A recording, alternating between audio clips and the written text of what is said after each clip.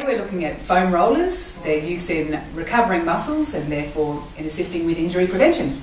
There are several forms of foam roller on the market, including different sizes and densities. For today's demonstration, we're going to be looking at using a long foam roller. I'm going to be demonstrating some common muscle groups that require a little bit of release work, including the quadriceps at the front of the thigh, the iliotibial band down the side of the thigh, the front of the shins, and the back of the calves. At the end of the demonstration, we're just going to look at a simple posture, draping on the foam roller, which is assisting with opening up our spine, particularly for cyclists who are often in that forward bent position. It's actually also relevant for people that sit at a desk all day. So we're going to start off with demonstrating releasing the front of our thighs. When using a foam roller, it's most beneficial to use it once you're actually warm, so it's best to be done after you've done your activity or exercise, or even after you've done a light form of exercise. Depending on how sore you are, you can go ahead and work two legs at once. Okay, so working on the front of the thighs. You can take more of your body weight off using your arms if required. Conversely, you can actually put more weight on one leg by taking another leg off.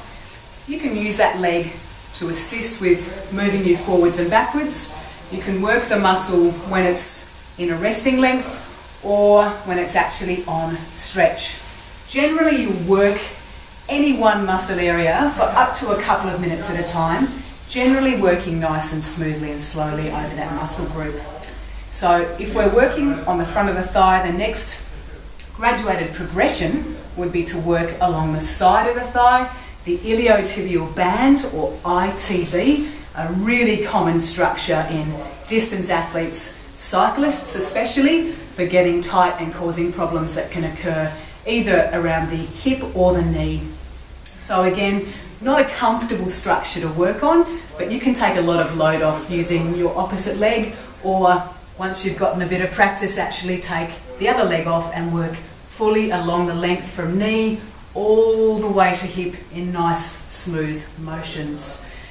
Now, we do get infrequently but not uncommonly cyclists and runners coming in with shin pain. The muscles along the front of the shin can be difficult to find, but using the foam roller we have quite a good base where we can work through the front of the shin. Again, we can work one leg at a time and just rotate our body to make sure we're getting full coverage from the knee right down to the front of the ankle. I'm going quickly and swiftly through these muscle groups today, but for people looking to get maximum benefit and recovery, they should again be using this strategy for up to a couple of minutes per site and per side. And if we work across to the opposite side, again, the calf, commonly tight in running athletes and in cyclists. We can work right from the Achilles tendon all the way up to behind the knee. We can angle our bodies.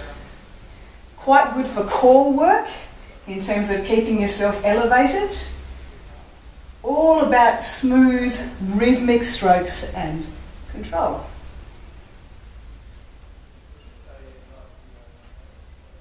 And if you're finding any particular points of soreness, if it's not too uncomfortable to do so, make that area a point of focus, and you can do small rolls over those specific portions of discomfort or tightness through whichever part of your body you're rolling through.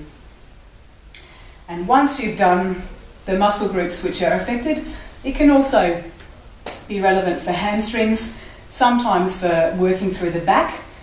The way I like to use it for recovering backs or just for passive stretching at the end of a session is simply to sit with your buttocks at one end, lying your body lengthways along the roller, being careful to lengthen your neck, opening out through chest, and literally allowing your spine to rest in an elongated position. Quite a nice contrast to the way that most of us sit on a bike or at a desk, and hopefully with some of these tips you'll recover your bodies well, so you can get back on your bike.